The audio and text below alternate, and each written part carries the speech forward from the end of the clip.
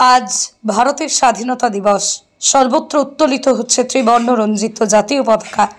বিভিন্ন সরকারি বেসরকারি শিক্ষা প্রতিষ্ঠান ক্লাবগুলিতে পালন করা হচ্ছে এই দিনটিকে।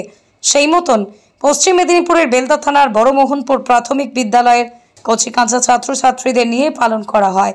সকালে বিদ্যালয় প্রাঙ্গণ থেকে কচিকাঁচা ছাত্রছাত্রীদের নিয়ে শুরু হয় প্রভাত ফেরি। এলাকা পরিক্রমা করে বিদ্যালয় প্রাঙ্গণে পতাকা উত্তোলনের মধ্য দিয়ে পালন করা হলো এই দিনটিকে।